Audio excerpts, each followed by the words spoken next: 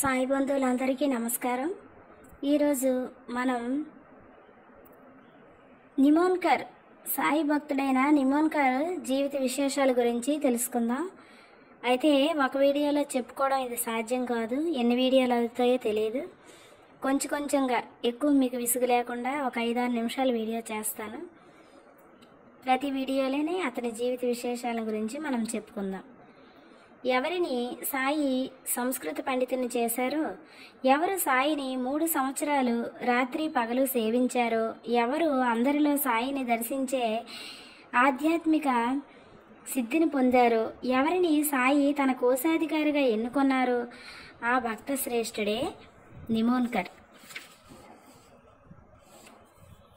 నిమోన్కర్ పూర్తి పేరు నానా సాహెబ్ శంకర్ నిమోన్కర్ దేశపాండే. షిరిడీలో నిమోన్కర్ను చాలామంది కాకా అని పిలవడం వల్ల సాయి కూడా ఇతన్ని కాకా అని పిలిచేవారు. కానీ ఇతడు నిమోన్కర్గా ప్రసిద్ధి పొందాడు. నిమోన్కర్ అహ్మద్నగర్ జిల్లాలో సంగమనేరు తాలూకాలోని నిమోన్ గ్రామంలో జన్మించారు. షిరిడీకి 20 కిలోమీటర్ల దూరంలో నిమోన్ గ్రామం ఉంది. నిమోన్కర్ శ్యామకు పెదనాన్న అవుతాడు. అంటే శ్యామ తండ్రి బలవంతరావు నిమోన్కర్ అన్నదమ్ములు. నిమోన్కర్ పెద్ద భూస్వామి. వీరు సంగమనేరులో గౌరవ మెజిస్ట్రేట్గా పనిచేసి గొప్ప ఖ్యాతిని పొందారు. సాధక ఇటువంటి ఉత్తమ భక్తుడి గురించి 2-3 సన్నివేశాల్లో మాత్రమే హేమత్ పంత్ సచ్చరిత్రలో రాశారు. 1936లో బివి నరసింహస్వామి నిమోన్కర్ కుమారుడు సోమనాథ్ని ఇంటర్వ్యూ చేయడం జరిగింది. దీనివల్ల ఎన్నో సాయి లీలలు అనుభవాలు సోమనాథ్ చెప్పడం జరిగింది. నిమోన్కర్ ఉత్తమ సంస్కారవంతుడు. అతన్ని ఆధ్యాత్మిక జిజ్ఞాస ఎక్కువ, సత్వగుణ సంపన్నుడు, కార్యదక్షత గలవాడు, నెమ్మదిపరుడు. నిమోన్కర్ సంస్కారం ఏమిటో, ఆధ్యాత్మికత ఏమిటో హేమత్ పంత్ ఇలా చెప్పారు. అతను నిమోన్ గ్రామంలో వతనదారుడు. ప్రభుత్వం అతన్ని మెజిస్ట్రేట్గా నియమించింది. అతను ఎంతో పేరుగల పెద్ద మనిషి. అతను మాధవరావుకు పెదనాన్న. వయోవృద్ధుడు, పూజనీయుడు, శ్రేష్ఠుడు. అతని ధర్మపత్ని నిష్ఠగలది, భక్తురాలు. వారికి సాయి ఇష్టదేవత. తమ పూర్వీకుల గ్రామాన్ని వదిలి వారు షిరిడీలో ఉంటున్నారు. సాయి చరణాల్లో వారికి పూర్ణ విశ్వాసం ఉంది. వారు షిరిడీలో సుఖంగా కాలం గడుపుతున్నారు. వారు బ్రహ్మ ముహూర్తంలో లేస్తారు, ప్రాతస్నానం చేస్తారు, తమ పూజలు తాము చేసుకుంటారు. తర్వాత కాకడ హారతి ఇవ్వడానికి చావడికి వస్తారు. తర్వాత స్తోత్రాలు పాడుతారు. అతను బాబా వద్దే సూర్యాస్తమయ్యే వరకు ఉంటారు. నిరంతరం బాబా సేవలోనే మునిగి ఉంటారు. అతను బాబాను లెండికి తీసుకుని వెళ్తారు. మరలా వెనక్కు మసీదుకు తీసుకువస్తారు. ప్రేమ పూర్ణ మనసుతో అతను బాబాకు కావలసిన సేవలన్నింటినీ చేస్తారు.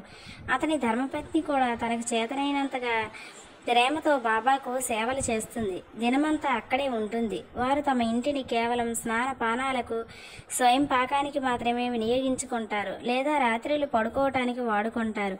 ప్రేమగల ఆ దంపతులు తమ మిగతా కాలాన్నంతా, అంటే ఉదయం, మధ్యాహ్నం, సాయంకాలం, సంధ్యా సమయం అంతా బాబా వద్దే గడుపుతారు.